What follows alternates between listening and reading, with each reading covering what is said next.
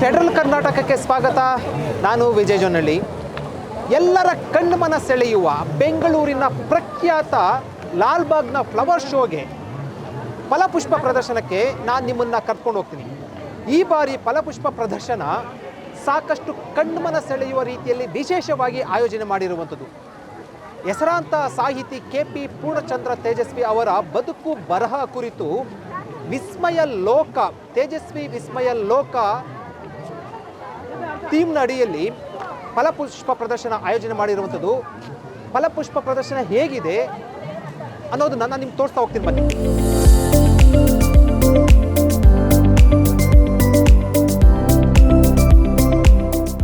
ಬೆಂಗಳೂರಿನ ಲಾಲ್ಬಾಗ್ನಲ್ಲಿ ಫಲಪುಷ್ಪ ಪ್ರದರ್ಶನ ಈ ಬಾರಿ ವಿಶೇಷವಾಗಿ ಕಣ್ಮನ ಸೆಳೆಯುತ್ತಿದೆ.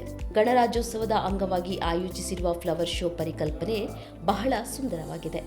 ಖ್ಯಾತ ಸಾಹಿತಿ KP ಪೂರ್ಣಚಂದ್ರ ತೇಜಸ್ವಿ ಅವರ ಬದುಕು ಬರಹ ಕುರಿತ ತೇಜಸ್ವಿ ವಿಸ್ಮಯ ಈ ಬಾರಿಯ ಪ್ರದರ್ಶನದ ಮುಖ್ಯ ವಿಷಯವಾಗಿದೆ. ಬೆಂಗಳೂರಿನ ಲಾಲ್ಬಾಗ್ನಲ್ಲಿ ಜನವರಿ 15ರಿಂದ 26ರವರೆಗೆ ಆಯೋಜಿಸಿರುವ ಫಲಪುಷ್ಪ ಪ್ರದರ್ಶನ ಎಲ್ಲರ ಮನಸೂರೆಗೊಳ್ಳುತ್ತಿದೆ. ಗಣರಾಜ್ಯೋತ್ಸವದ ಅಂಗವಾಗಿ ಫಲಪುಷ್ಪ ಪ್ರದರ್ಶನ ನಡೆಯುತ್ತಿದೆ. ಖ್ಯಾತ ಸಾಹಿತಿ KP ಪೂರ್ಣಚಂದ್ರ ತೇಜಸ್ವಿ ಅವರ ಬದುಕು ಬರಹ ಕುರಿತ ತೇಜಸ್ವಿ ವಿಸ್ಮಯದ ಪರಿಕಲ್ಪನೆಯಲ್ಲಿ ಈ ಬಾರಿ ಫಲಪುಷ್ಪ ಪ್ರದರ್ಶನ ಆಯೋಜಿಸಲಾಗಿದೆ. ಲಾಲ್ಬಾಗ್ನ ಗಾಜಿನ ಮನೆಯಲ್ಲಿ ಆಯೋಜಿಸಿರುವ ಫಲಪುಷ್ಪ ಪ್ರದರ್ಶನದಲ್ಲಿ KP ಪೂರ್ಣಚಂದ್ರ ತೇಜಸ್ವಿ ಅವರ ನೆಚ್ಚಿನ ಕಾಡಿನ ಮಾದರಿಯನ್ನು ನಿರ್ಮಿಸಲಾಗಿದೆ. ಪೂರ್ಣಚಂದ್ರ ತೇಜಸ್ವಿ ಅವರ ಕಾದಂಬರಿ ಕಥೆಗಳಲ್ಲಿ ಕಂಡುಬರುವ ಕಾಡಿನ ಮಾದರಿಯನ್ನು ಗಾಜಿನ ಮನೆಯಲ್ಲಿ ನಿರ್ಮಿಸಲಾಗಿದೆ. 25 ಅಡಿ ಎತ್ತರದ ಬೃಹತ್ ಬೆಟ್ಟ ಜಲಪಾತದ ಆಕರ್ಷಣೀಯವಾಗಿದೆ. ಅದರ ತಪ್ಪಲಿನಲ್ಲಿ ತೇಜಸ್ವಿ ಅವರ ಮೂಡಿಗೆರೆಯ ಸಮೀಪವಿರುವ ನಿರುತ್ತರ ಮನೆಯ ಮಾದರಿಯನ್ನು ಹೂಗಳಿಂದ ಅದ್ಭುತವಾಗಿ ನಿರ್ಮಿಸಲಾಗಿದೆ. ತೇಜಸ್ವಿಯವರ ಸ್ಕೂಟರ್ ಮತ್ತು ಕರ್ವಾಲೋ ಕಾದಂಬರಿಯ ಪಾತ್ರವಾದ ಕಿವಿ ನಾಯಿ, ಕರಿಯಪ್ಪ, ಮಂದಣ್ಣರ ಪಾತ್ರ, ಏರೋಪ್ಲೇನ್ ಚಿಟ್ಟೆ ಮೊದಲಾದ ಪ್ರಾಣಿ ಪಕ್ಷಿ ಕೀಟಗಳ ಪುಷ್ಪ ಮಾದರಿಗಳು ನಿರ್ಮಿಸಲಾಗಿದೆ. ಇದರ ಜೊತೆ ಅವರ ಬಹುಮುಖ ಪ್ರತಿಭೆ ಫಲಪುಷ್ಪ ಪ್ರದರ್ಶನದಲ್ಲಿ ಅನಾವರಣಗೊಂಡಿದೆ. ತೇಜಸ್ವಿಯವರ ಹವ್ಯಾಸವಾದ ಮೀನು ಹಿಡಿಯುವುದು, ಫೋಟೋಗ್ರಫಿ ಮಾದರಿಗಳು ಕಣ್ಮನ ಸೆಳೆಯುತ್ತಿದೆ. ತಂದೆ ಕುವೆಂಪು ಜೊತೆ ಸ್ಕೂಟರ್ನಲ್ಲಿ ತೆರಳುತ್ತಿರುವ ಕಲಾಕೃತಿ ಕಣ್ಮನ ಸೆಳೆಯುತ್ತಿದೆ. ಆಡಂಬರದ ಮದುವೆಗಳಿಗೆ ಕುವೆಂಪು ಅವರು ಪರ್ಯಾಯವಾಗಿ ರೂಪಿಸಿದ್ದ ಮಂತ್ರಮಾಂಗಲ್ಯದ ಮಾದರಿ ಫಲಪುಷ್ಪ ಪ್ರದರ್ಶನದಲ್ಲಿ ಎಲ್ಲರ ಗಮನ ಸೆಳೆಯುತ್ತಿದೆ.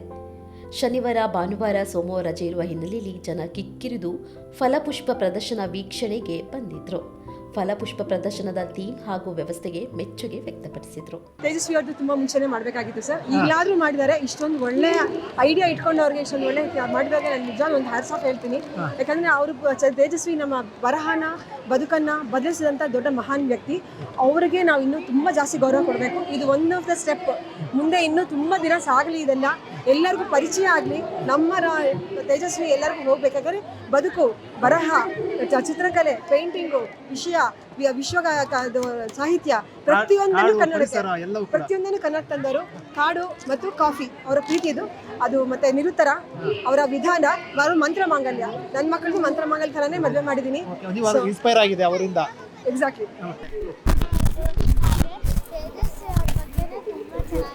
ನಾನು ಇಲ್ಲಿವರೆಗೂ ನೋಡಿರೋ ಎಲ್ಲ ಪ್ರವೇಶಗಳಲ್ಲಿ ನಂಗೆ ತೇಜಸ್ವಿ ಬಗ್ಗೆ ತುಂಬ ಇಷ್ಟ ಆಯಿತು.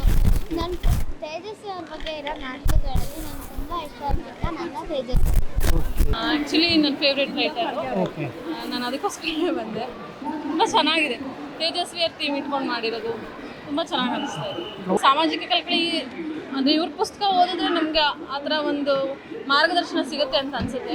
ಬಟ್ ಇದೆಲ್ಲ ನೋಡ್ತಾ ಇದ್ರೆ ಅವ್ರು ಪೂರ್ತಿ ಎಲ್ಲ ಬುಕ್ಸು ಓದೋಕ್ಕಾಗಲಿಲ್ಲ. ಅಟ್ಲೀಸ್ಟ್ ಇದನ್ನೆಲ್ಲ ನೋಡ್ಬೋದಲ್ವಾ.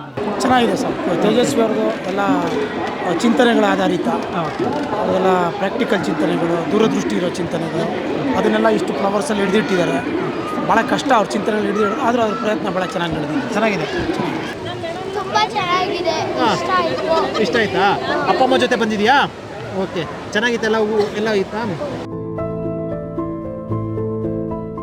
ತಮಿಳುನಾಡು, ಕೇರಳ, ಮಹಾರಾಷ್ಟ್ರ, ಡಾರ್ಜಿಲಿಂಗ್, ವಯನಾಡಿನಿಂದ ಹೂಗಳನ್ನು ತರಿಸಲಾಗಿದೆ. 95ಕ್ಕೂ ಹೆಚ್ಚು ವೈವಿಧ್ಯಮಯ ಹಾಗೂ 30 ಲಕ್ಷಕ್ಕೂ ಹೆಚ್ಚು ಹೂಗಳಿಂದ ಅಲಂಕಾರ ಮಾಡಲಾಗಿದೆ.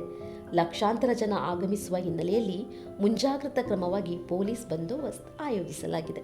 ಲಾಲ್ಬಾಗ್ನ ಫಲಪುಷ್ಪ ಪ್ರದರ್ಶನಕ್ಕೆ ಸಾಕಷ್ಟು ಜನ ಬಂದು ಭೇಟಿ ಕೊಟ್ಟು ಫಲಪುಷ್ಪ ಪ್ರದರ್ಶನವನ್ನು ವೀಕ್ಷಣೆ ಮಾಡ್ತಾ ಇರುವಂಥದ್ದು. ಸುಮಾರು 95ಕ್ಕೂ ಹೆಚ್ಚು ವೈವಿಧ್ಯಮಯದ 35 ಲಕ್ಷಕ್ಕೂ ಹೆಚ್ಚು ಹೂಗಳನ್ನು ಬಳಸಿ ಅಲಂಕಾರ ಮಾಡಿರುವಂಥದ್ದು. ಪಕ್ಕದ ಕೇರಳ ಸೇರಿದಂತೆ ಪಕ್ಕದ ರಾಜ್ಯಗಳಿಂದಲೂ ಕೂಡ ಹೂವನ್ನು ತರಿಸಿರುವಂಥದ್ದು. ಫಲಪುಷ್ಪ ಪ್ರದರ್ಶನ ಎಲ್ಲರ ಮನಸೂರೆಗೊಳ್ತಾ ಇದೆ. ತೋಟಗಾರಿಕೆ ಇಲಾಖೆ ಸಾಕಷ್ಟು ಅಚ್ಚುಕಟ್ಟಾಗಿ ಬಹಳ ವೈಭವಯುತವಾಗಿ ಈ ಒಂದು ಫಲಪುಷ್ಪ ಪ್ರದರ್ಶನವನ್ನು ಆಯೋಜನೆ ಮಾಡಿರುವಂಥದ್ದು.